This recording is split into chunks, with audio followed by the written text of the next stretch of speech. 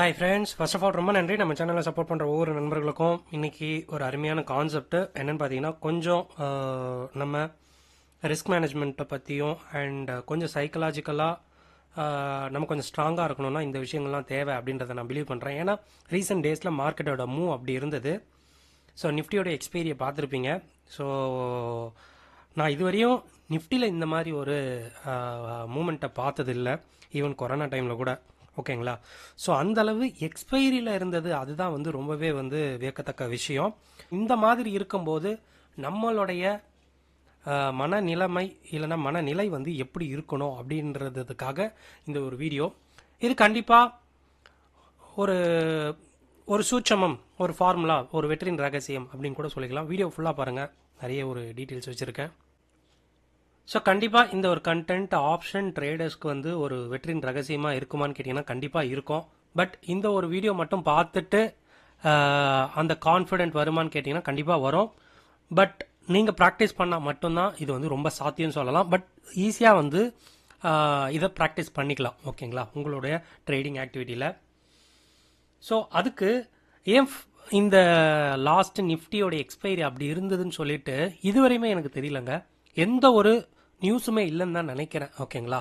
So within fraction of 1 or 2 minutes அது விழுந்த வேகம் நினச்சி பார்க்க முடியல. ஆப்ஷன் செல்லர்ஸ் நிறைய பேர் வந்து லாஸ் பண்ணியிருந்தாங்க அன்னைக்கு. ஸோ தேங்க் காட் நான் வந்து கொஞ்சம் கரெக்டாக ஹெட்ஜ் வச்சுருந்ததுனால மொத்த டெபிட்டும் போயிடுச்சு. பட் அந்த டெபிட் எனக்கு 0.5% கீழே அப்படின்றதுனால I am very okay. But போது நிறையலாம் பார்க்கும்போது நிறைய லாஸ் அன்னைக்கு வந்து பண்ணியிருந்தாங்க. ஏன்னா நிஃப்டி மேலே அந்த அளவு வந்து ஒரு நம்பிக்கை இருந்தது. எனக்குமே இன்னைக்கு வரைக்குமே என்னோட வீடியோலையுமே சரி, நான் பேசுகிற எல்லா ஹெட்ஜிங் டெக்னிக்காக இருக்கட்டும் இல்லை ஸ்ட்ராட்டஜியாக இருக்கட்டும் நிஃப்டியை தான் ரெப்ரசன்ட் பண்ணி சொல்லுவேன். ஸோ அந்த ஒரு நிஃப்டியில் இப்படி நடக்கும்போது நம்ம இன்னும் கொஞ்சம் காஷியஸாக இருக்கணும் அப்படின்றத மட்டும்தான் இங்கே ஒரு ஐடியா, வேறு எதுவும் இல்லை. நிறைய இந்த மணி அன்றைக்கி நீங்கள் அன்றைக்கி பார்த்தீங்க அப்படின்னா நிறைய இந்த மணி புட் ஆப்ஷன்ஸ் எல்லாம் 1.5 கோடி 1.25 கோடின்னு எக்ஸ்பைரி ஆயிருக்குது. ஓகேங்களா?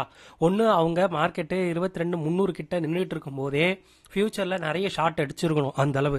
அப்போ மட்டும்தான் தான் அவங்களால காப்பாற்ற முடிஞ்சிருக்கும். அப்படி இல்லைன்னா பர்ஃபெக்டாக அவங்க எட்ஜ் வச்சு இந்த மாதிரி டெபிட் விட்டுருக்கணும். இப்படி ரெண்டுத்தில் ஏதாவது ஒன்று இருந்தால் மட்டும்தான் ஒன்று அவங்க ப்ராஃபிட்டபுளாக இல்லைன்னா சின்ன ஒரு லாஸில் எக்ஸிட் ஆகிருக்க முடியும்.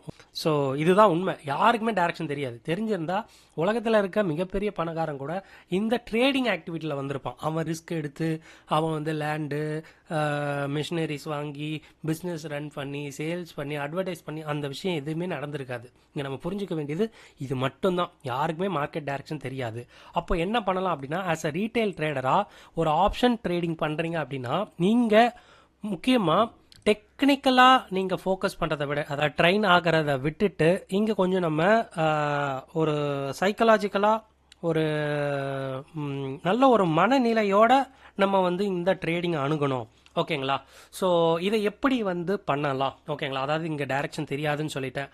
அப்போது எப்படி நம்ம சைக்கலாஜிக்கலாக ஸ்ட்ராங் ஆகணும் அப்படின்னா அதுக்கு நம்ம நிறைய விஷயங்களை ஃபாலோ பண்ணணுங்க.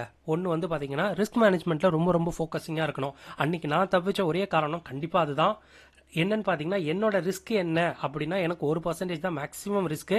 ஸோ என்னுடைய எதிர்பார்ப்பு என்ன, அதுவும் அதே தான். ஓகேங்களா? 1 to 1.5 டைம், அவ்வளோதான், வேறு எதுவுமே கிடையாது. அப்போது என்னுடைய ரிஸ்க்கு எவ்வளோ தெரிஞ்சுது அப்படின்றதுனால அன்னைக்கு அந்த ரிஸ்கோட போயிடுச்சு என்னோட பொசிஷன். ஓகேங்களா? ரொம்ப வந்து I am happy with that. என்னோட எதிர்பார்ப்பும் எனக்கு தெரிஞ்சிருக்கு, அதனால் நான் வந்து தப்பிச்சேன்னு சொல்கிறேன். கரெக்டுங்களா? அதாவது இந்த ரிஸ்க்கு இல்லைன்னா இந்த எதிர்பார்ப்பு எக்ஸ்பெக்டேஷன்ஸ் இதை நான் உங்களுக்கு நல்ல ஒரு எக்ஸ்பிளைன் கொடுக்கணும் அப்படின்னா, நீங்கள் 1000ங்களில் நம்ம சம்பளம் வாங்கிட்டு இருந்தோம் அப்படின்னா நம்ம வந்து எந்த அளவு லூஸ் பண்ணுவோம் அப்படின்னு கேட்டிங்கன்னா கண்டிப்பாக நம்மளோட மனநிலைமை அதே 1000ங்களில் தான் நமக்கு லாஸை வந்து அக்செப்ட் பண்ணிக்க தோணும். இதுதான் வந்து ஒரு பேசிக் சைக்கலாஜிக்கலாக நம்ம யோசிக்கிற விதம். ஓகேங்களா? ஏன்னா நம்ம இன்றைக்கி ஒரு நாளைக்கு 1000 ரூபா சம்பாதிக்கிறோம் அப்படின்னா 1000 ரூபா நம்ம வந்து பார்த்திங்கன்னா ரிஸ்க் எடுக்க மட்டும்தான் நம்ம ரெடியாக இருக்கணும். ஓகேங்களா? ஆனால் நம்ம என்ன பண்ணுறோம், ரொம்பவே நிறைய விஷயங்கள் இந்த சைக்கலாஜிக்கல் அஃபெக்ட் பண்ணுறதுக்கு நிறைய விஷயங்கள் இருக்கும். அதுதான் வந்து பார்த்திங்கன்னா இந்த ஹோப் அப்படின்ற ஒரு விஷயம். இந்த ஹோப்புன்ற விஷயம் வந்து பார்த்திங்கன்னா கண்டிப்பாக நீங்கள் ஈக்விட்டியில் ஹோப் வைங்க, கண்டிப்பாக ப்ராஃபிட் வரும். ஈக்விட்டி ட்ரேடிங்கில் லாங் டேர்மில் வச்சு தான் ஆகணும். ஸோ அதில் கண்டிப்பாக ப்ராஃபிட் வந்துடும். பட் ஒரு ஷார்ட் டேர்ம் இன்ஸ்ட்ருமெண்ட்டில் இந்த மாதிரி வால்டாலிட்டி ஃபேஸ் பண்ணுற ஒரு இன்ஸ்ட்ருமெண்ட்டில் இந்த ஒரு ஹோப் மட்டும் இருக்கவே கூடாது. ஸோ 1000 ரூபா நம்ம ஏர்ன் பண்ணுறோம் அப்படின்னா 1000 ரூபா தான் நம்ம விட. ஸோ இதை புரிஞ்சுக்கிட்டாலே நமக்கு எவ்வளோ ரிஸ்க்கு, நமக்கு எவ்வளோ எக்ஸ்பெக்டேஷன் இருக்குன்னு தெரிஞ்சிடும். ஸோ கண்டிப்பாக இவ்வளோ ரிஸ்க் இருக்குது அப்படின்னா இங்கே நம்ம எந்த அளவு கான்ஷியஸாக இருக்கணும் அப்படின்னா நம்மளோட பேசிக் நீடை ஃபுல்ஃபில் பண்ணுற அளவுக்கு மார்க்கெட் கண்டிப்பாக நமக்கு சப்போர்ட் பண்ணும். நம்ம ரொம்ப டிசிப்ளினாக இருக்கிற பட்சத்தில் ஓகேங்களா. நம்ம ரொம்ப க்ரீடியாக இருக்கும்போது அது நம்மளை மொத்தமாக வச்சு செஞ்சுட்டு போயிடும். அது நிஃப்டியில் ரொம்பவே வந்து கண்கூட நடந்தது. ஸோ கண்டிப்பாக ரெண்டாவது பாயிண்ட்டு, நமக்கு என்ன ரிஸ்க்கு, நமக்கு என்ன எக்ஸ்பெக்டேஷன் சொல்லிட்டு அதில் ரொம்பவுமே கண்ணும் கருத்துமாக இருக்கணும். நான் சொன்ன அந்த விஷயங்களை நீங்கள் எடுத்துக்கங்க. எந்த அளவு நம்ம லூஸ் பண்ணணும், எந்த அளவு நம்ம எக்ஸ்பெக்ட் பண்ணணும் அப்படின்ற ஒரு விஷயம். மூணாவது, இது நம்ம சப்ஸ்கிரைபர் ஒரு ஃபோன் பண்ணி ஆக்சுவலாக நம்ம வீடியோ பார்த்துட்டு ரொம்ப நல்லா இருக்குது, நம்ம வந்து ஏடிஎம் ஒரு வீடியோ ஒன்று போட்டிருந்தோம். இந்த மாதிரி ஏடிஎம் ப்ரைஸை வந்து எப்படி கம்மி பண்ணி வாங்கலாம், அட் த மணி ஆப்ஷன் ப்ரைஸை எப்படி கம்மி பண்ணி பொசிஷன் எடுக்கலாம்னு சொல்லி ஒரு வீடியோ போட்டிருப்பேன். ரொம்ப ஒரு அருமையான வீடியோ. அந்த வீடியோவுக்கு ஒரு தேங்க் பண்ணுற மாதிரி அவர் கால் பண்ணி என் கூட பேசியிருந்தார். இந்த பாயிண்ட்டை ரீட்ரேட் பண்ணுற மாதிரி, சார் இந்த மாதிரி நீங்கள் இந்த ஒரு பாயிண்ட்டை நீங்கள் கண்டிப்பாக இன்னொரு தடவை வீடியோவில் பேசுங்க, எனக்கு இப்போ தான் புரிஞ்சுது, இவ்வளோ வருஷங்கள் ட்ரேட் பண்ணுறேன், இவ்வளோ புரியாததை கண்டிப்பாக அந்த வீடியோ மூலமாக புரிஞ்சுது. என்ன அப்படின்னா, நீங்கள் கரெக்டாக சொல்லிட்டீங்க. கண்டிப்பாக மார்க்கெட்டில் இருக்கணும் அப்படின்னா ரிஸ்க்கை ஃபாலோ பண்ணணும், சைக்கலாஜிக்கலாக சாலிடாக இருக்கணும். அதை விட ரொம்ப முக்கியம் ஆப்பர்ச்சுனிட்டியை ஃபைன் பண்ணுறது. ஓகேங்களா. ஸோ எத்தனை தடவை தான் நம்மளும் வந்து ரிஸ்க் எடுக்கிறது. அந்த ரிஸ்க் வந்து பார்த்திங்கன்னா கொஞ்சம் ஆப்பர்ச்சுனிட்டி இருக்கிற மாதிரியான ட்ரேட்ஸ் எடுக்கணும். அந்த ஆப்பர்ச்சுனிட்டி ட்ரேட்ஸ் கண்டிப்பாக ஓடிஎம் ஸ்ட்ராட்டஜி, ஓடிஎம்மில் இருக்கிற ஆப்ஷன் பையிங் பண்ணக்கூடாது. ஓகேங்களா. ஏன்னா அங்கே ரொம்பவே ஆப்பர்ச்சுனிட்டி கம்மி. பட் செல்லிங் ஸ்ட்ராட்டஜி போடலாம், ரொம்ப அருமையான ஒரு விஷயம். அதை விட ரொம்ப சீக்கிரமாக வந்து ட்ராடவுனும் இல்லாமல் சீக்கிரமாக நம்ம எக்ஸிட்டும் ஆகிற மாதிரியான ஒரு ஸ்ட்ராட்டஜி கண்டிப்பாக நான் அதில் பேசியிருப்பேன். ஸோ நிறைய வீடியோவில் நானுமே பேசியிருப்பேன். கால் லேடர் இல்லைனா புட் லேடர் சொல்லியிருப்பேன். புட் லேடர் இப்போ வேண்டாம், கால் லேடர் வந்து தைரியமாக எடுக்கலாம். ஓகேங்களா. ஸோ அதில் நான் அட் த மணி காஸ்ட்டை வந்து எப்படி கம்மி பண்ணியிருப்பேன்னு சொல்லி நான் சொல்லியிருப்பேன். ஓகேங்களா. உதாரணத்துக்கு நான் நேற்று கூட ஒரு ஆப்ஷன் எடுத்தேன். ரொம்ப வந்து எனக்கு நல்ல ஒரு பரிச்சயமாக வந்து கிடச்சிது. அந்த ஆப்ஷனை நான் காட்டுறேன், உங்களுக்கு ஒரு ஐடியா கிடைக்கும். இந்த ஒரு சின்ன ஒரு ட்ரிக்கை நீங்கள் புரிஞ்சுக்கிட்டிங்கன்னா இந்த ஆப்ஷன் ட்ரேடிங் ரொம்பவே ஈஸியாக இருக்கும்னு சொல்லுவேன். எஸ், கண்டிப்பாக இந்த ஒரு பொசிஷனை நான் 22,000 இருக்கும்போது எடுத்தேன். இப்போ மார்க்கெட்டு 22,128 அப்படின்ற மாதிரி போயிடுச்சு. கிட்டத்தட்ட 130 140 பாயிண்ட் வந்து நான் பொசிஷன் எடுத்ததுக்கு அப்புறமாவே வந்து போயிடுச்சு. பட் இருந்தாலும் என்னுடைய லாஸ் எவ்வளோ அப்படின்னு பார்த்தீங்கன்னா 152 ரூபா. இதை தான் புரிஞ்சுக்கணும். இல்லை கார்த்திக், எனக்கு ஆப்ஷன் செல்லிங்லாம் பண்ணுற அளவுக்கு காசு இல்லை அப்படின்ற மாதிரி நீங்கள் பண்ணீங்க அப்படின்னா கண்டிப்பாக உங்களுடைய கேபிட்டல் ஈஸியாக வைப் அவுட் ஆகிடும். இங்கே நீங்கள் ஆப்ஷன் ட்ரேடிங் பண்ண வரீங்கன்னா கண்டிப்பாக கேபிட்டல் இருந்தால் மட்டும்தாங்க முடியும். ஓகேங்களா. ஸோ இது வந்து டிஸ்கரேஜ் பண்ணுற மாதிரி கிடையாது, இது வந்து ரியல் ஃபேக்ட். ஓகேங்களா. ஸோ அட்லீஸ்ட் வந்து பார்த்தீங்கன்னா ஒரு 50,000 1 லட்ச ரூபா இருந்தால் மட்டும்தான் நீங்கள் ஒரு ரீட்டைல் ஆப்ஷன் ட்ரேடர் கொஞ்சம் நல்லா இருக்கும். ஓகேங்களா. இல்லைன்னா சீக்கிரமாகவே உங்களோட கேபிட்டல் நீங்கள் வெறும் ஆப்ஷன் பையிங் பண்ணிங்கன்னா ஈஸியாக வந்து நான் நிறைய பேர் பார்த்துருக்கேன். எனக்கே கூட நிறைய தடவை வந்து நடந்திருக்கு என்னுடைய இனிஷியல் ஸ்டேஜில். அப்போது இங்கே நம்ம புரிஞ்சிக்க வேண்டியது என்ன அப்படின்னா 140 150 பாயிண்ட் நகர்ந்தோம், எனக்கு வந்து 152 ரூபா தான் லாஸு. என்னுடைய இந்த பொசிஷன் நான் என்ன பண்ணியிருக்கேன்னா அட் த மணியில் ஒரு பையி 200 பாயிண்ட் அங்கிட்டு செல்லு, இன்னொரு 200 பாயிண்ட் அங்கிட்டு செல்லு போட்டு ஒரு லேடர் மாதிரி போட்டு மொத்த ஸ்ட்ராட்டஜிலுமே என்னுடைய ரிஸ்க் எவ்வளோ அப்படின்னு பார்த்தீங்கன்னா வெறும் 500 ரூபா தான். ஸோ இங்கே நம்ம என்ன பண்ணணும் அப்படின்னு பார்த்தீங்கன்னா இதுதான் நம்ம வாங்கின லெக்ஸு. ஸோ நான் ஜஸ்ட் வந்து ஸ்க்ரீன்ஷாட் நான் எடுத்துருக்கேன் ரெப்ரசென்ட் பண்ணுறதுக்காக.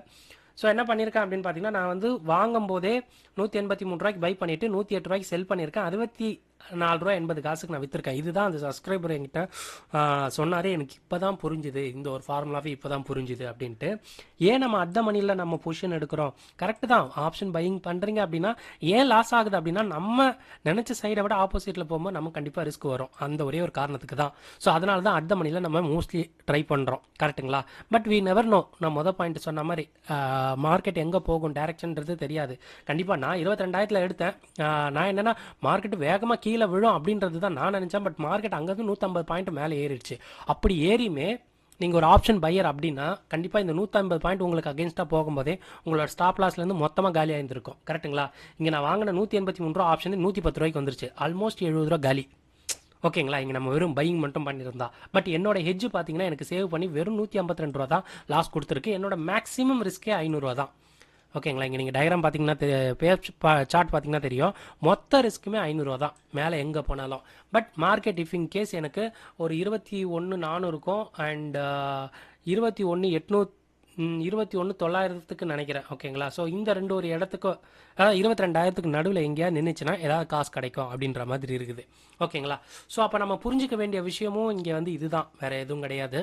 ஸோ எப்போவுமே நம்ம அட் த மணி அதிக ப்ரைஸ் கொடுத்து வாங்குகிறோம். அந்த அதிகமான ப்ரைஸ் கொடுத்து வாங்குறத 2 செல்லிங் மூலமாக நம்ம பொசிஷனை அதாவது நம்ம பை பண்ண காஸ்ட்டை குறைக்கிறோம். அதுதான் ஒரு ஈஸியாக வந்து புரிஞ்சுக்கிட்டு சொன்னார். நம்ம என்ன பண்ணுறோம், அட் த மணி 100 கொடுத்து வாங்குகிறோம் ஒரு உதாரணத்துக்கு அப்படின்னா 2 ஓடிஎம்மை செல் பண்ணுற பட்சத்தில் 2 ஓடிஎம்மோட காஸ்ட்டு அரௌண்ட் வந்து 70 ரூபா வந்தால் கூட நம்மளோட டோட்டல் ரிஸ்க் 30 ரூபா. அழகாக புரிஞ்சுக்கிட்டாப்புல. இந்த ஒரு விஷயம் புரியல. இது வந்து ரொம்ப பேசிக்காக இருக்கலாம். வீடியோ பார்க்கும்போது உங்களுக்கு தெரியும் வளவலன்னு இவ்வளோ பேசுகிறாங்க, இதெல்லாம் வந்து நடக்குமான்ட்டு. பட் கண்டிப்பாக இந்த வீடியோ பார்த்துட்டு இருக்க எக்ஸ்பீரியன்ஸ் ட்ரேடர் இருப்பாங்க. அவங்கள கேட்டிங்கன்னா அவங்க வந்து ஆமாம் இது உண்மைன்னு சொல்லுவாங்க. அப்படி யாராவது நீங்கள் பார்த்துட்டு இருந்தீங்க வீடியோவை அப்படின்னா நீங்கள் கமெண்ட் பண்ணுங்கள், எஸ் பாயிண்ட் வந்து கரெக்டாக சொல்கிறாப்புல அப்படின்னு சொல்லிட்டு. ஸோ அது வந்து நிறைய பேருக்கு வந்து கொஞ்சம் ஹெல்ப்ஃபுல்லாக இருக்கும் அப்படின்றத நம்புகிறேன். ஸோ இவ்வளோதாங்க. ஸோ இந்த ஒரு சின்ன ஒரு ட்ரிக்கு தான். அட் த மணி காஸ்ட்டை ரொம்ப கம்மியாக நம்ம பை பண்ணோம் அப்படின்னா ரொம்ப நல்லாயிருக்கும். அந்த வீடியோ இன்னொரு தடவை பாருங்கள். புதுசாக இந்த வீடியோ பார்த்தீங்க அப்படின்னா ரொம்ப நல்லாயிருக்கும். ஸோ இந்த மாதிரியான விஷயங்கள் கண்டிப்பாக நம்ம பண்ணால் மட்டும்தாங்க ஒரு ரீட்டைலர் ஆப்ஷன் ட்ரேடர் வந்து நிற்க முடியும்னு சொல்லுவேன்.